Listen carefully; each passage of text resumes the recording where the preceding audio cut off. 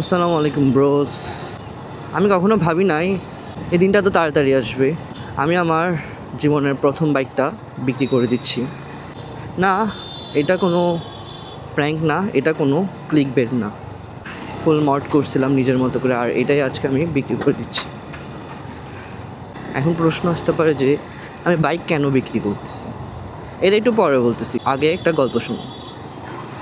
আমি যখন আমার জীবনের এই প্রথম বাইকটা কিনতে যাব, এর আগের দিন সারা রাত আমার ঘুম হয় নাই। মানে আমি খুবই এক্সাইটেড ছিলাম। পরে বাইকটা যখন কিনি, এরপর তো আমার এক্সাইটমেন্ট লেভেল একদম আকাশ ছোঁয়া।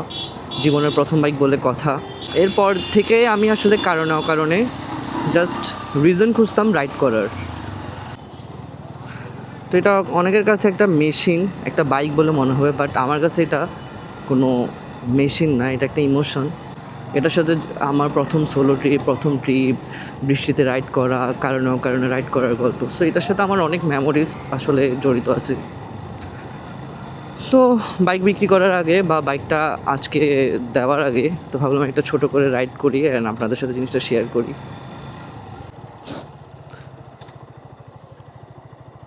এখন আমি আসছি আমার সেই চিরচেনা জায়গা যেখানে আমি আমার বাইকের রিভিউ ভিডিও বানিয়েছিলাম। এটা হচ্ছে আমার last ride with my this beauty. আর এটা আমি আমার নিজের মতো করে বানাইছি, একদম A to Z. I will miss this beauty. আমি এটাকে বাইক বলি না, এটাকে আমি বিউটি বলি। ফার্স্ট এটার কয়েকটা সিনেমেটিক ক্লিপ নিয়ে নিই।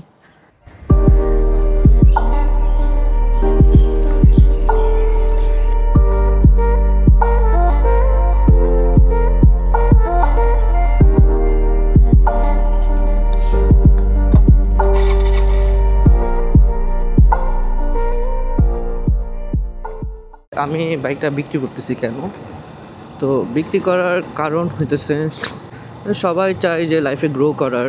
সো অনেক ভেবেচিন্তে দেখলাম, ইমোশনটা সাইডে রেখে, যে I need to upgrade two new one. নতুন কোনো রোড, নতুন চ্যালেঞ্জ, নতুন বাইক, নতুন কোনো স্টোরি, নতুন কোনো অ্যাডভেঞ্চার শুরু হওয়ার আগে সবার প্রথম দরকার হচ্ছে পুরনো গল্পের এন্ডিং।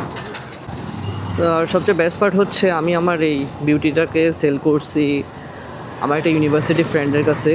সো আই হোপ যে রেগুলার ভার্সিটিতে গেলে আমি আমার এটাকে দেখতে পারবো, কারণ সে ভার্সিটি নিয়ে আসবে। তোরা বাইক নিতে আসতেছে, বাইক নিয়ে চলে যাবে আজকে। তো বিকালবেলা করে এফসি রাউজান থেকে আসছে বাইকের লেনদেনটা সম্পন্ন করতে। তো আমি লেনদেনটা সেরে নিই আর আপনারা টাইম ল্যাপস এনজয় করুন।